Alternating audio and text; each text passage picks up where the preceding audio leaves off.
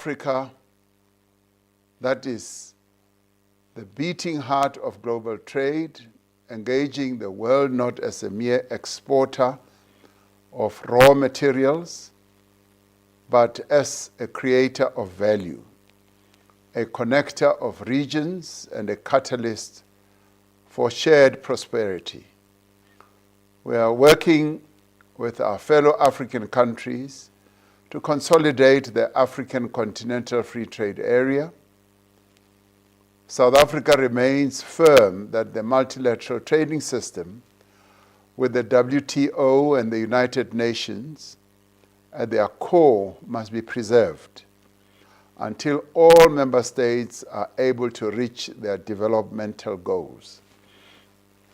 Over the past 30 years, the WTO has worked to ensure a level playing field in global trade that is free, predictable, and governed by a rules-based system. However, imbalances persist. Developing economies remain locked into the lower end of the global value chain. South Africa, therefore, reaffirms its support for the reform initiative that is being spearheaded at the WTO level.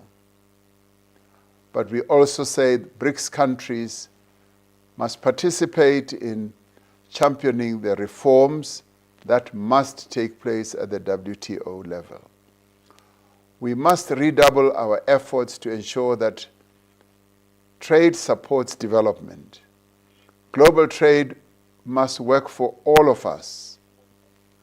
80 years ago, the United Nations was established to build a peaceful, prosperous, and people-centered world arising from the devastation brought about by global conflict.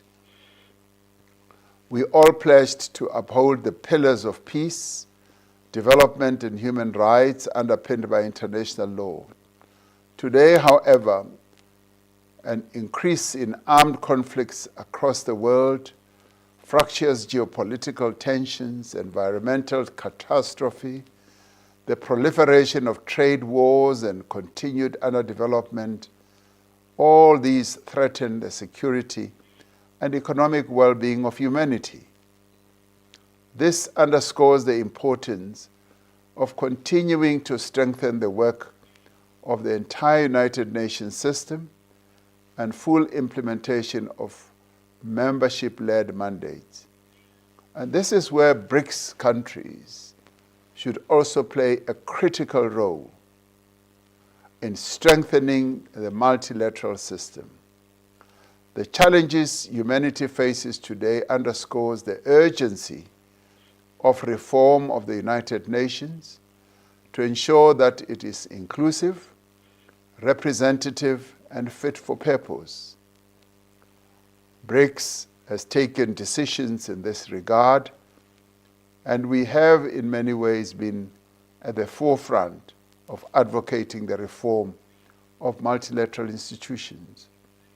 The progress and economic dynamism of emerging economies is being undermined by disruption and chaos.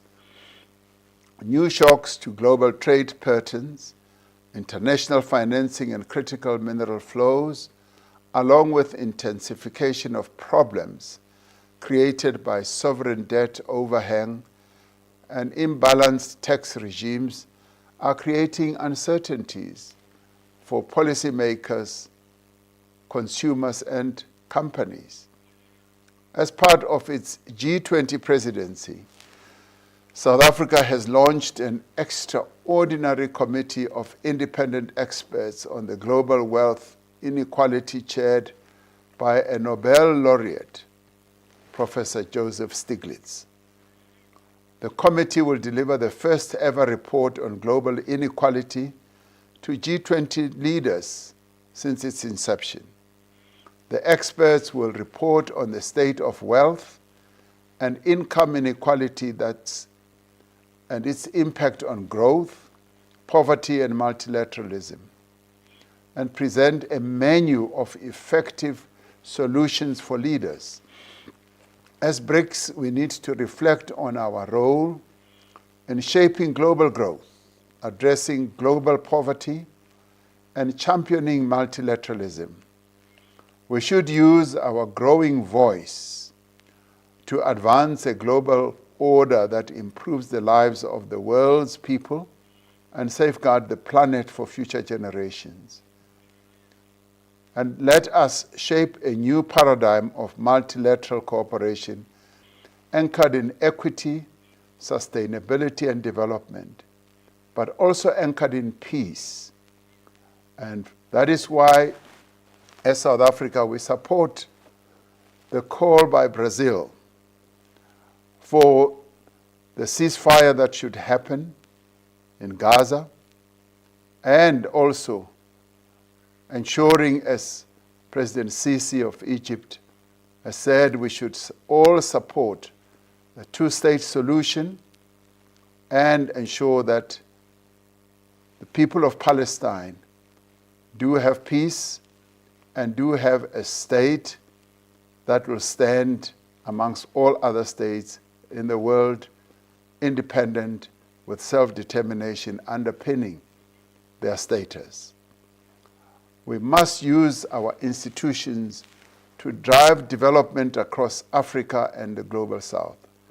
We must also use our collective voice to advance reforms to modernize multilateral development bank mandates and to better reflect the voices and priorities of developing economies.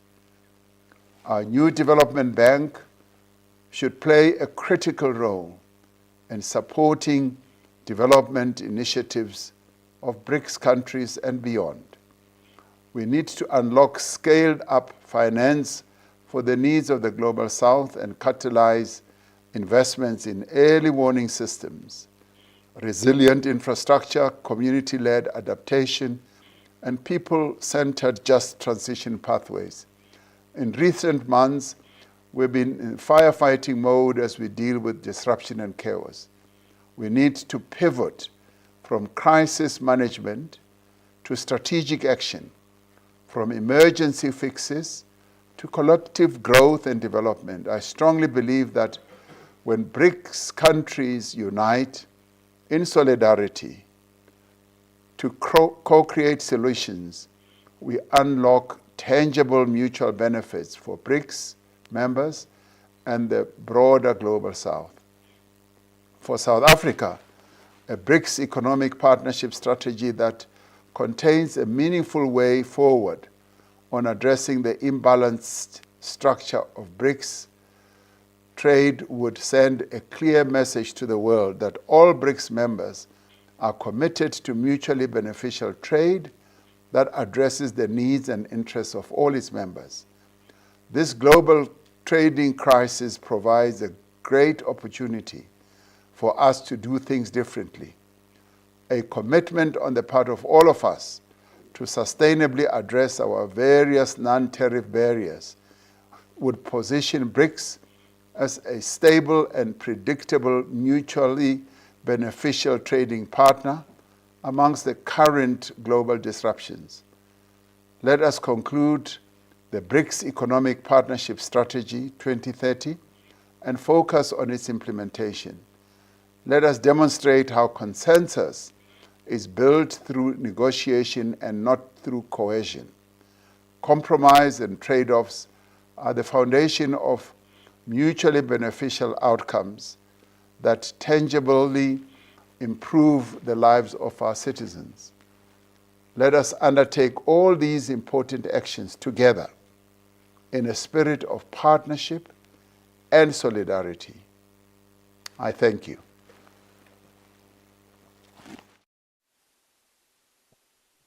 Thank you, President Ramaphosa. I would like to now give the floor to